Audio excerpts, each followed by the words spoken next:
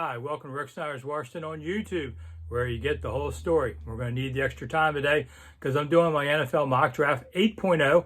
One more next week, and then the NFL will do its thing. We'll see how many I got right. And sometimes I get a few right, sometimes I don't.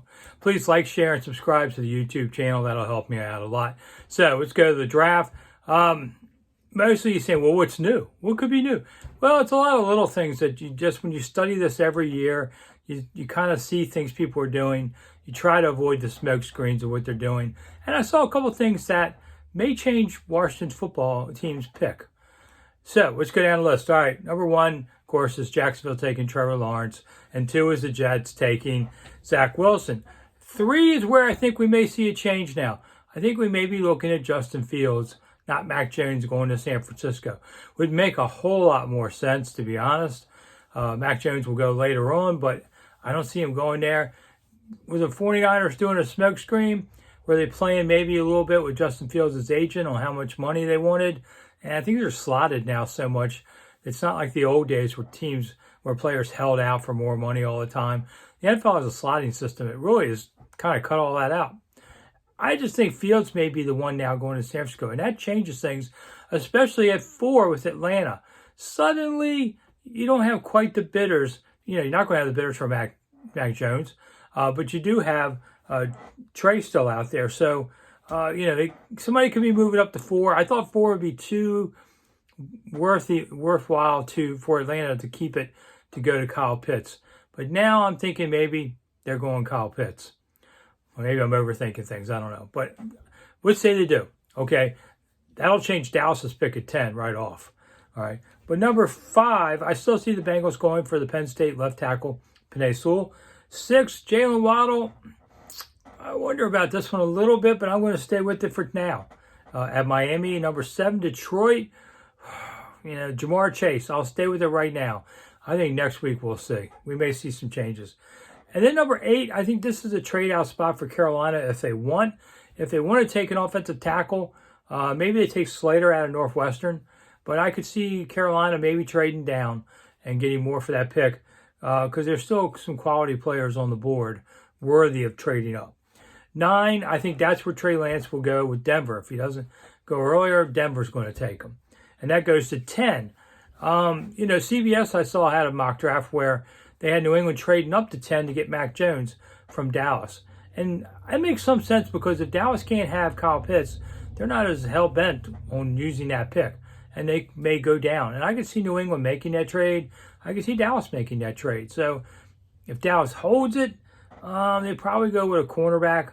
And if they trade it, New England goes for Mac Jones there. And now we're done with the quarterbacks in the draft on there. Okay, 11 is the Giants.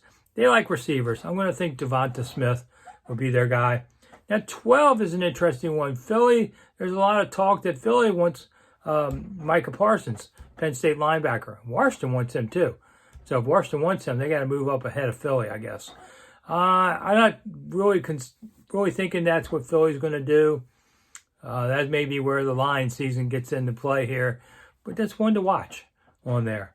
13, I think the Chargers are going to go with Christian Darrisaw. It looks pretty concrete on that one. Minnesota looking for a defensive lineman. I don't think they've honed in yet. New England at 15. Okay, if they don't trade up to get the quarterback, they may go for offensive line there. Arizona, they got multiple picks. Offensive line, or they could go a cornerback. Vegas, they were looking at Parsons for a long time. If they don't get him, they'll go linebacker. And I think at that point, Washington at 19, 18 is Miami going for an edge player. If Vegas goes for that second linebacker off the board, then I think Washington's looking more at an offensive tackle. 3 guys, USC's Elijah Vera Tucker. Alabama has their guy, Alex Leatherwood. I think Washington at 19 probably goes offensive tackle. So, and after that, everybody makes a run on receivers, I think, more than anything. But there was an interesting summation. Which positions do you want to take? Which ones are more valuable to a team? For Washington, they could certainly use a receiver, but I don't see a receiver at the 19 spot. Could they trade down? Maybe, but I don't think so. I think Rivera takes the pick and does it. I give him a half a chance to move up and go for Parsons. Get that linebacker, complete that defense, and ride it all the way you can. But, we'll see.